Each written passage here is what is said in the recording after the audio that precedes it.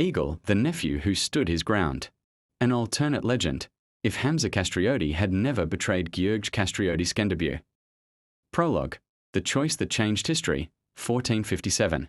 The drums of the Ottoman Empire thundered once more over the Albanian mountains.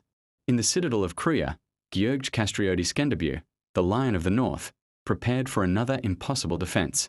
Beside him stood his nephew, Hamza Kastrioti, young, fierce, and torn between two worlds. In truth, Hamza had once been tempted by Ottoman gold, jealous of his uncle's glory. But here, in this alternate turning of fate, he chose otherwise. "Uncle," he said, "I was born of your blood. Let it not be said that I sold it." Skenderbeu looked upon him, his weathered eyes softening. "Then come, Hamza. Let the Turk see what Albanian blood truly means." And thus began a new story, one of loyalty, redemption, and the unbroken flame of the eagle. Chapter 1. The Battle of the Two Kastriotis. At dawn, 60,000 Ottomans descended upon the plains of Mat. But the Albanians, led by 2 generations of Kastriotis, fought like the mountains themselves had risen. Hamza, commanding the right flank, ambushed the Ottoman supply line, burning their grain and cutting off their retreat. Skenderbeu struck from the center with cavalry, his famous helmet glinting beneath the sun. By nightfall, the field was theirs. The old hero and his nephew clasped hands, both blooded and laughing. The people sang, "The eagle has a new wing, forged of youth and kin." Chapter 2. The League of Lugja Reborn. News spread like wildfire. Albania's clans, Dukagjini, Muzaka, Arianidi, saw in Hamza not a rival, but an heir of hope. At the gathering of the League in Lugja, Skenderbeu stood tall before them all. "I am no immortal," he said, "but our cause will not die with me." He placed his sword across Hamza's shoulders. "Let this boy carry our fire when I am gone."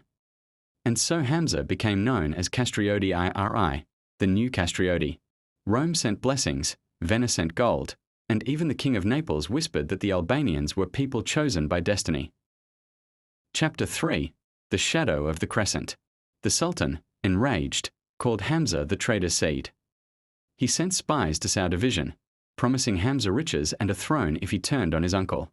But Hamza burned their letters publicly, saying, "If they think Albania can be bought, let them try to buy our mountains." Skenderbeu's pride in his nephew grew, yet so did his sorrow. He saw in Hamza what Albania might one day be, and feared what would happen when he was gone. Together they won 3 more great victories, at Odenit, Oranik, and Vikal, driving the Ottomans back and proving that courage, not numbers, ruled the fate of nations. Chapter 4. The Winter of the Eagle, 1467. Years passed.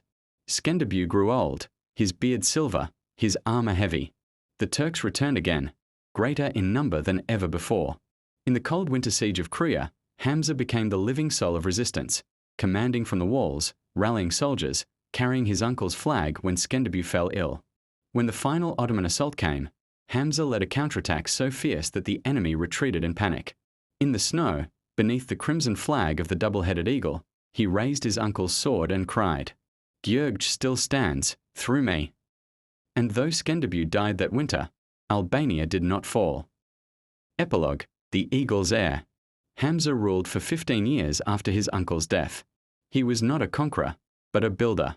He rebuilt Lugja, fortified Kruja, and opened Albanian ports to trade with Italy.